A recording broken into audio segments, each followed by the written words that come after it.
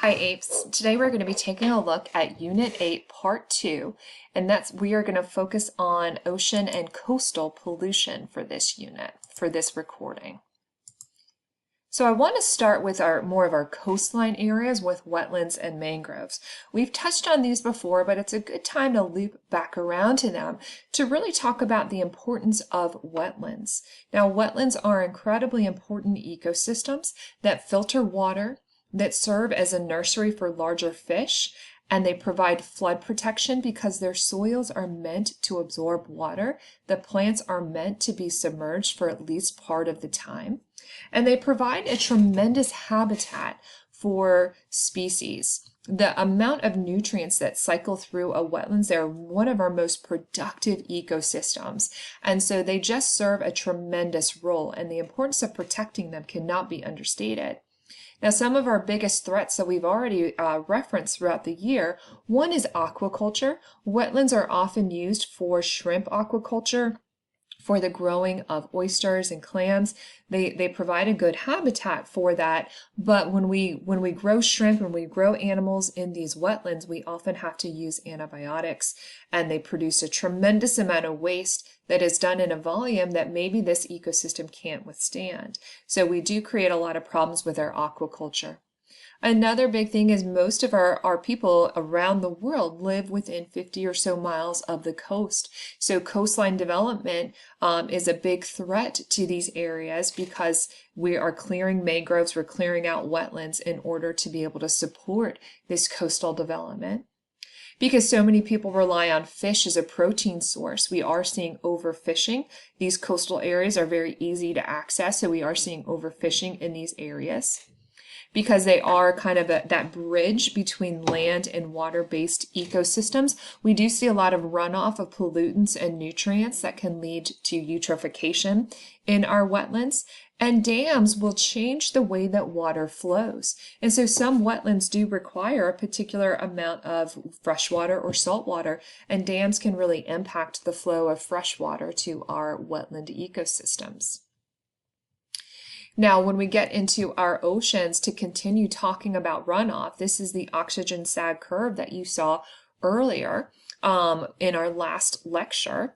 So runoff, just like it affects our rivers and streams, does impact our oceans. It does bring sediments and nutrients to it, which can increase the turbidity in our coastal waters.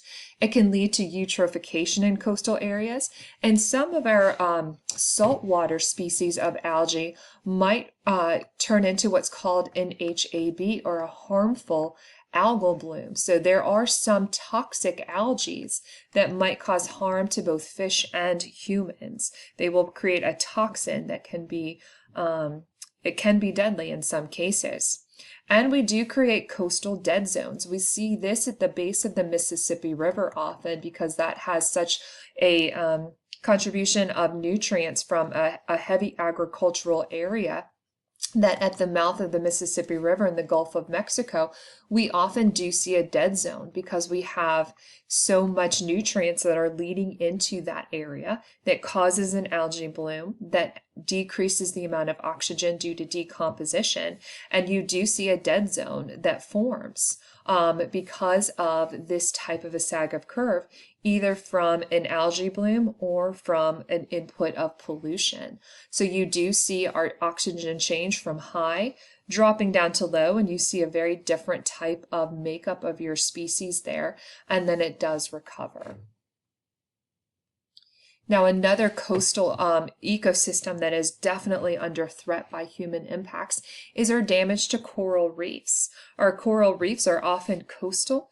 They are often within reach by boat or some even by swimming. And so they are often threatened by overfishing. These are incredibly diverse habitats, so they are often a target for fisher people, and some fishing techniques are incredibly destructive. Some even will use dynamite. They'll throw dynamite over their boat, cause that coral to explode, and then the dead fish will rise to the surface, and it's easy to pick them up. So there's definitely some fishing practices that are quite destructive. Because many are close to the coastline, they are impacted by sediment and nutrients. Coral are very, very finicky critters, and they don't like to be covered in sediment, and they don't like to have a high amount of nutrients. Because if there's too many nutrients, then what happens is that the algae will start to overgrow the coral and it will cover them. Now, coral are animals, but they rely on their zooxanthellae. They rely on their symbiotic algae for about 90% of their nutrition. And when they are covered with sediment or covered with algae, that zooxanthellae cannot go through photosynthesis, and so the coral might die because they'll starve.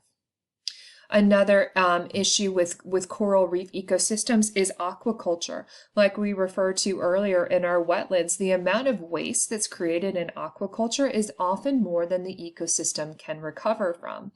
And so that puts more nutrients and bacteria into the ecosystem, which might harm coral. Another impact is with global warming, we see our oceans warming. Now, like I said, coral are very, very finicky animals, and they need a very small range of temperatures. And if the temperature gets too warm, it stresses the coral out, and they'll go through a process that we call coral bleaching. When they do this, they expel their zooxanthellae and they turn white. Now, the reason why they turn white is because it's the zooxanthellae that are giving the coral its color. And so the coral animal itself is clear. And when it expels its zooxanthellae, it expels its way to photosynthesize. And coral by itself is just a filter feeder. And it won't be able to get enough nutrition just from filter feeding to be able to survive. So when coral turns white, it might be able to survive for a couple of days, but then it will end up dying unless it's able to reabsorb it if the temperature goes back to normal. So this picture up here shows a healthy coral with color, and then a dead coral. This, I believe, is the same coral reef system after a bleaching event. And once that coral bleaches and does die, it won't be able to recover. Now, another impact that we'll talk about in our next unit is ocean acidification. We've talked about CO2 from fossil fuels, and as excess CO2 diffuses into the ocean, what happens is it leads to a process called ocean acidification. Now, in order to prevent our pH from going too low, a buffering system in the ocean kicks in that uses carbonate that's available in the ocean. And what that means is that that carbonate is no longer able to form the shells of coral. And so when that occurs, as the coral grows, it becomes much weaker because there's not as much carbonate to form calcium carbonate. So with ocean acidification, our biggest impact is that it really weakens that coral, and then they're not able to withstand damage from hurricanes, or even just being bumped into. It'll make that coral very weak. Now, ocean pollution in general is impacted by things like coastal development, just like with the wetlands, like we said, that a lot of people want to live near the coast.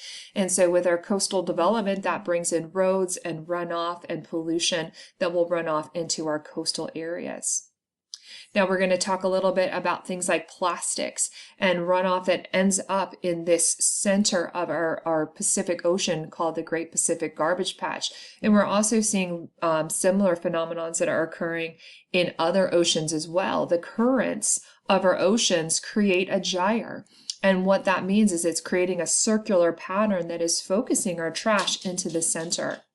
Now, a lot of times there's a misconception about our Great Pacific Garbage Patch that it's like something you can literally walk on. But the problem is the plastic and the pollution that is concentrating in our oceans is just really, really small pieces of plastic that can get ingested and absorb toxins from the surrounding waters. Like I said, with our oceans and our wetlands, we might form harmful algal blooms. The saltwater algae is different than the freshwater algae in that there are some species that will create toxins. And so some areas, particularly in Florida, we see this in the summer. They have to shut down beaches because of red tides.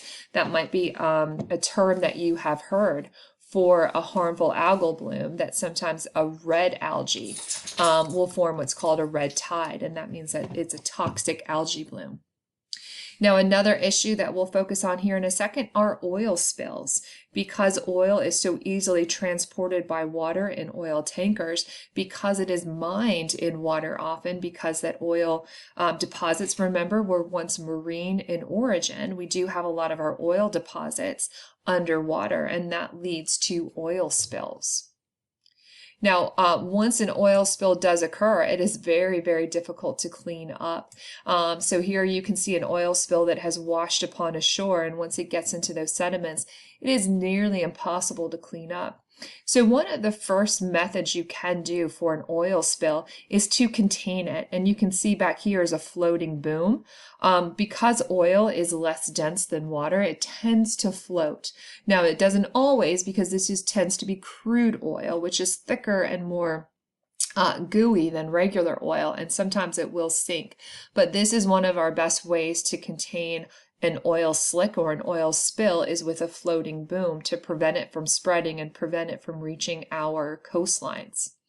Once you can contain it, you might be able to use a skimmer boat, which will go through and skim off the surface of the water and start to filter that water out. We also use absorbent devices. Here, the key thing is a lot of surface area. So kind of think like a pom-pom, like a cotton pom-pom with lots of little strings. That's kind of what they will use for absorbing the oil off the surface. Now, there's also chemical methods. Sometimes we want that oil to clump so we can scoop it up, or to prevent it from spreading. And sometimes we want it to spread because we want it to dilute, because there are naturally occurring bacteria that might be able to ingest that oil. So there are both coagulating or clumping agents as well as dispersing agents that we might use. Now, both of these chemicals also do have toxic components to them, so they are often used sparingly because they themselves can be toxic to living things in the ocean. In some extreme cases, we've used fire. We've burned the surface so that we can burn that oil off. And one thing that's getting a lot of attention is biological treatment of oil, or what we refer to as bioremediation.